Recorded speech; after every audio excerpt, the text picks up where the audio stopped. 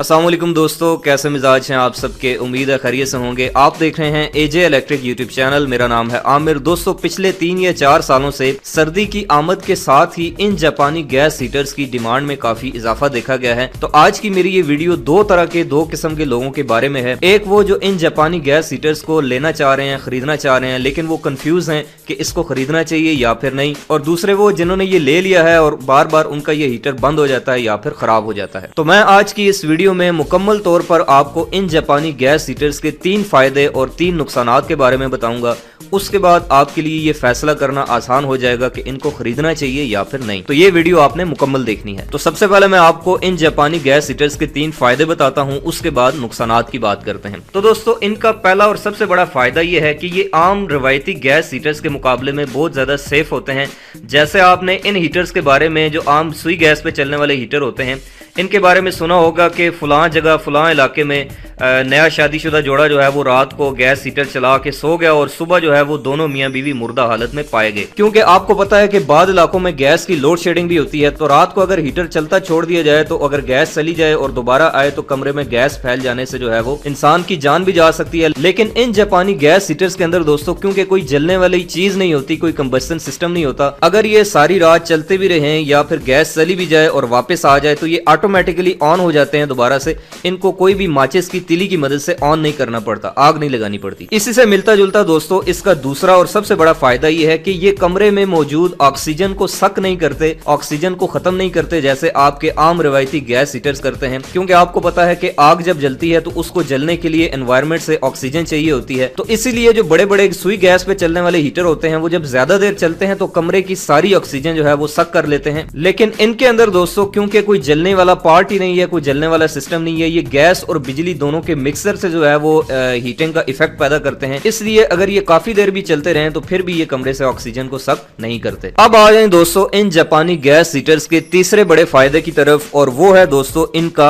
Energy efficient होना। अब इन gas heaters के बारे में दोस्तों अगर मैं आपको बताऊं तो ये जापानी टेक्नोलॉजी के ऊपर बने हुए हैं, जिनकी जो असेंबली होती है वो गैस और बिजली दोनों के मिक्सर पर मुश्तमिल होती है। यहाँ पर आप देख सकते हैं कि ऊपर इस नोजल की मदद से हम जो है वो इसके अंदर गैस को, सुई गैस को इंजेक्ट करते हैं, और इसके अंदर ऊपर इस तरह की छोटी सी एक फर्नेस, एक चैम्बर नुमा हिस्सा होता है जिसके अंदर जो है वो सारी हीट पैदा होती है। और उसके बाद उस हीट को कमरे के अंदर थ्रो करने के लिए, उसको फ्लो करने के लिए नीचे एक मोटर के साथ एक अदद ब्लोअर, एक अदद पंखा लगाया जाता है, और वो पंखा दोस्तों चलता है बिजली के ऊपर। और इस ब्लोअर को, इस पंखे को चलाने के लिए जो मोटर है वो टोटल 20 वाट की लगी हुई है। अब इसका यही मतलब है, जैसे समझ लें कि आप एक घर का एनर्जी सेवर होता है 20 वाट का या 24 वाट का, समझ लें कि ये जापानी गैस हीटर जब आपने चलाया होगा तो जितनी बिजली एक एनर्जी सेवर खाता है उतनी ये भी कंज्यूम करेगा। और यही चीज इसकी बैक साइड पे इसकी जो एक ये स्टिकर लगा होता है जहां पर इसकी रेटिंग लिखी होती है, इसके ऊपर ये मेंशन भी है कि ये 100 वोल्ट लेता है और 20 वाट जो है वो सिर्फ बिजली कंज्यूम करता है। और इसी तरह से ये जो गैस है ये भी बहुत कम कंज्यूम करता है। आपका नॉर्मल हीटर जो है वो अगर एक महीने में 1000 रुपए की बिजली खाएगा, लेकिन ये जो जापानीज गैस हीटर है दोस्तों, ये बिजली और गैस दोनों का मिला के जो है वो 300 या 400 के राउंड अबाउट इनका खर्चा बन जाता है। तो अगर आप इस बारे में कंफ्यूज हैं कि भाई इसमें तो गैस भी और बिजली दोनों देनी पड़ती है और दोनों का खर्चा अच्छा खासा है, तो ऐसा बिल्कुल नहीं है। क्योंकि इसके अंदर बिजली जो है वो सिर्फ 20 वाट इस्तेमाल होती है और गैस जो है वो तो बिल्कुल ही कम इस्तेमाल होती है, क्योंकि इसके अंदर उस तरह का हीटर नहीं है, ये चूल्हा नहीं है जिस तरह के आपके नॉर्मल हीटर्स के अंदर होता है। उसके बाद अब आ जाए दोस्तों इनके नुकसानात के बारे में, जो कि बहुत जरूरी है आपके लिए सुनना अगर आप ये जापानी गैस हीटर खरीदने का सोच रहे हैं।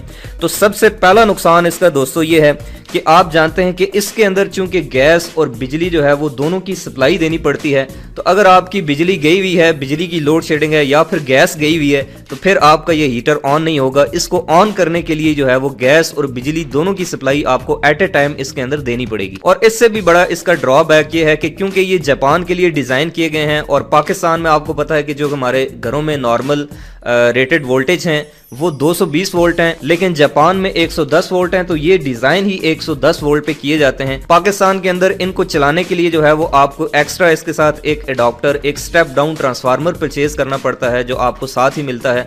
वो उस 220 वोल्ट को, इस तरह का ट्रांसफार्मर होता है जो आप मेरे हाथ में देख सकते हैं। ये जो ट्रांसफार्मर है ये उन 220 वोल्ट को पहले 110 वोल्ट में स्टेप डाउन करता है, कन्वर्ट करता है, और फिर आपको जो हीटर की तार है वो ट्रांसफार्मर के अंदर लगानी पड़ती है। अब यहाँ पे नए नए जब ये पाकिस्तान में आए थे, और इवन अभी भी जो है वो लोग सबसे बड़ी गलती यही करते हैं कि वो इसको बगैर ट्रांसफार्मर के, उनको पता नहीं होता, डायरेक्टली जो है वो अपनी सॉकेट में 220 वोल्ट में लगा देते हैं। और उसको लगाने से ये होता है कि इसके अंदर सर्किट में जो इसका फ्यूज लगा हुआ है दोस्तों, वो बहुत जल्दी मेल्ट हो जाता है, वो जल जाता है। और अभी ये तकरीबन 5वां या 6ठा जो है वो ये जापानी गैस हीटर है जिसका मैं ये फ्यूज चेंज कर रहा हूँ। आप देख सकते हैं ये सामने एक हीटर खुला हुआ है। इसके अंदर सिर्फ इतना सा सर्किट होता है, ये छोटा सा सर्किट होता है, और इसमें एक साइड पे, लेफ्ट साइड पे इसमें एक 3 एम्पेयर का फ्यूज लगा होता है। जब भी आप इसको 220 वोल्ट पे लगाएंगे तो ये फ्यूज जल जाएगा, और उसके बाद आपको इस हीटर को खोल के इस फ्यूज को रिप्लेस करना पड़ेगा, इसको चेंज करना पड़ेगा। तो ये तो हो गया दोस्तों इसका सबसे पहला नुकसान। अब आ जाए दोस्तों इसके दूसरे बड़े नुकसान के ऊपर, और वो है इसकी हाई मेंटेनेंस कॉस्ट। अब यहाँ पर मैं आपको एक चीज क्लियर कर दूं कि इसकी मेंटेनेंस इतनी भी महंगी नहीं है जितनी कि मार्केट में यहाँ पर लोगों ने बना ली है। अब मैं आपको एग्जांपल देता हूँ। ये जो गैस हीटर इस वक्त मैंने ओपन किया हुआ है, खोला हुआ है, इसके अंदर भी यही मसला है कि इसको भी किसी ने डायरेक्टली 220 वोल्टेज के ऊपर लगाया है, और उसके बाद इसके सर्किट के अंदर ये जो कार्ड आप देख रहे हैं, इसके अंदर ये जो हीटर है छोटा सा, ये जल गया है, ये मेल्ट हो गया है। अब इस 3 एम्पेयर के फ्यूज को चेंज करने के लिए टोटल कोई 5 से 10 मिनट का जो है वो टाइम चाहिए, और ये फ्यूज तकरीबन 5 रुपए का मिलता है, इससे ज्यादा महंगा नहीं होता। लेकिन अगर आप यही मसला ठीक कराने के लिए और इसी फ्यूज को रिप्लेस करवाने के लिए अपने इस हीटर को मार्केट में लेके जाएंगे तो आपको इस चीज के भी कम अज कम 500 से 1000 रुपए देने ही पड़ेंगे। अब ये तो मैंने सिर्फ फ्यूज चेंज करने की बात की है, जिसको कोई बच्चा भी खोल के जो है वो रिप्लेस कर सकता है। आप घर में खुद भी जो है वो आसानी से इसको रिप्लेस कर सकते हैं। लेकिन अगर फर्ज कर लें कि इसमें कोई बड़ा फॉल्ट आ जाए, जैसे ये पूरा कार्ड, ये पूरा सर्किट खराब हो जाए, तो इसकी भी टोटल जो कीमत है वो अगर इसकी निकाली जाए, इसकी टोटल जो अंदर चीजें लगी हुई है, तो मेरे ख्याल से 500 या 700 से ऊपर ये नहीं होगा। लेकिन अगर आप यही कार्ड, यही इसका सर्किट मार्केट से रिप्लेस करवाने जाएं या फिर इसको ठीक करवाने लेके जाएं, तो मेरे ख्याल से 3-4 हजार रुपए आपसे ले लिए जाएंगे। अब चूंकि हर बंदे को तो ये चीजें पता नहीं होती और ना कोई हर कोई इसको खोल के इसके अंदर जो है वो चेक कर सकता है, तो इसलिए इस रेफरेंस से जो है वो इसकी जो मेंटेनेंस कॉस्ट है वो पाकिस्तानी मार्केट के हिसाब से बहुत ज्यादा महंगी है, जो कि आर्टिफिशियली तौर पर क्रिएट की गई है। तो जब आप इसको परचेज करने लगे तो ये चीज आप अपने माइंड में जरूर रखें। अब आ जाए इसके तीसरे फैक्टर या तीसरे डिसएडवांटेज के ऊपर कि जिसकी वजह से लोग इसको नहीं परचेज करते और दूसरे नॉर्मल गैस हीटर को खरीद लेते हैं, वो है इसकी इनिशियल कॉस्ट, यानी कि इसकी कीमत, और वो बहुत ज्यादा है एक आम रवायती गैस हीटर की निस्बत। इनकी जो रेटिंग होती है वो तकरीबन BTU में होती है 1.7, 2.7, 2.5,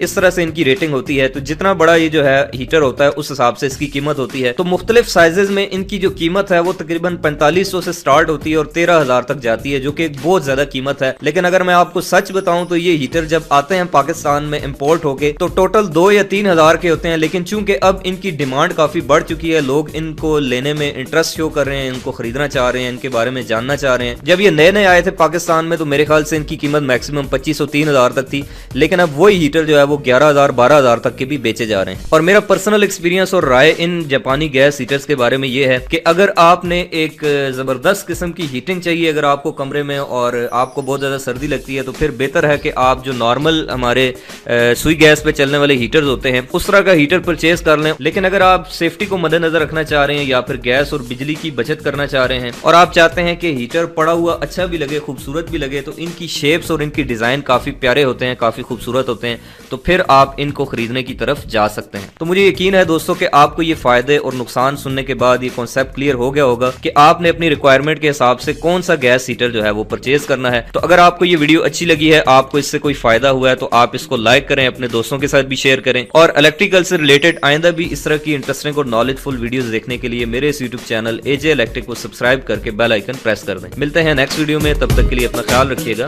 अल्लाह हाफिज।